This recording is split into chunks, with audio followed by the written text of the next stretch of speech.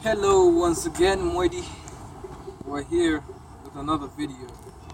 Um, in the previous video, we talked about how things would be quite unlike the Mweddy way of doing things, unlike the way that everybody has, adapted to this channel and stuff. But today, we'll be continuing with another video, which is more of us reflecting on the word, which is the core of this, as we talked about last. So today we'll be talking about the theme is Mweddy We Are Coming Out, and the scripture will be coming from Jeremiah chapter 50, verse. Let's take it from verse 21 to I think where it ends. It ends in 46. Jeremiah 50 verse 21 to 46. I devised this thing, or had divided it into three sections that I want us to really look into. And these sections are as follows. The first one is an accusation. This is an accusation of the Lord, of the things that this great nation that we hear here, Babylonia, had done against the Lord, and the accusation that the Lord now had placed upon these people. Because of, as we have heard, they grew proud of themselves. They thought they could do it all in their own might, So now the Lord had to put his fist down on Babylon. We hear of how, let me take you back to 23. We see of how this hammer being a metaphor in this phrase. It's a hammer, you might think of it as power. It used to rule over other nations with an iron fist. Its will was the will that other nations were bent to, if you get what the metaphor is speaking. So it was about time that the Lord reached out and he saw that this was getting now out of hand, that he placed his hand into this whole ordeal and he brought it to an end. Let me take you from verse 31 to 34 so that we can dissect this accusation. So from this text we hear of how Babylonia had grew proud, it had grew wings. You might think of it as wings, it was flying now because of pride. And due to this pride,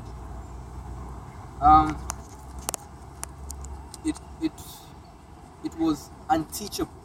Unteachable in the sense that its people no longer, or its leaders no longer bent to the will of the Lord. That's what pride does to people. It makes them unteachable.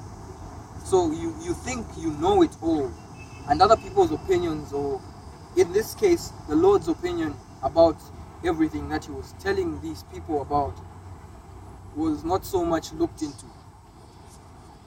So moving on now to the second point, which stretches from verses 35 to verse 40, where we hear of the penalty of this accusation. Verse 35 to 40, follow me well. So now what we hear from verses 35 to verse 40 is that due to this same pride, the Lord had now been so much agitated by this mood that the people were in, that his will, his fist, it was forced upon the people. His judgment was forced upon themselves. They forced it upon themselves due to their pride. We hear of how when he's done with them, that nobody will ever live in that land. Now I want you to picture this in your own dimension, in your own perception. I want you to think about this, about how pride tends us to be okay, let me rephrase that by saying I want you to think about the consequences of pride.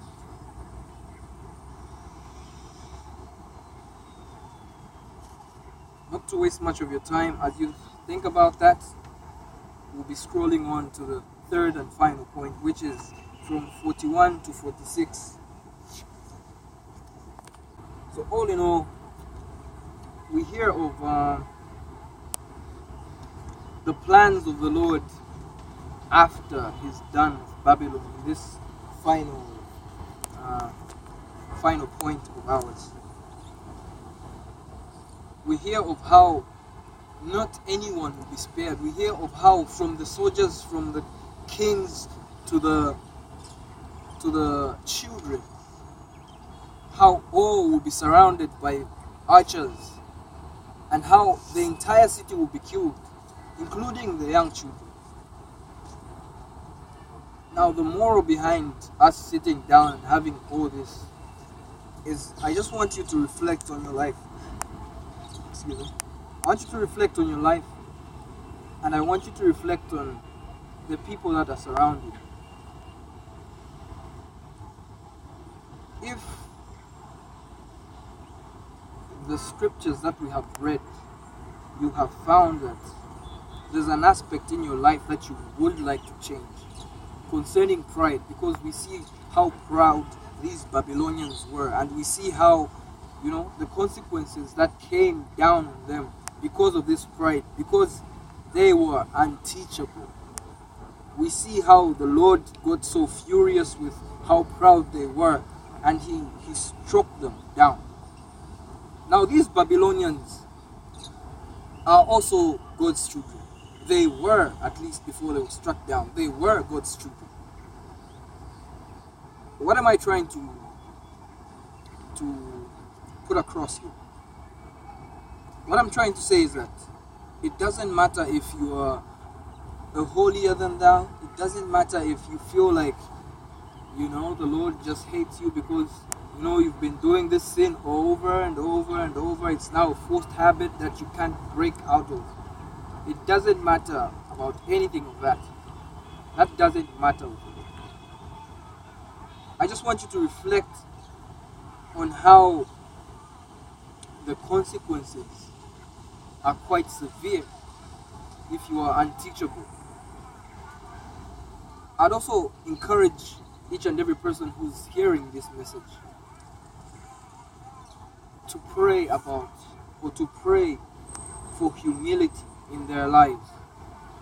It helps us so much in life. Being humble will take you a long, long way. Being humble will open doors that you could never have imagined. But we see on the flip side of the coin that a person who is proud is unteachable.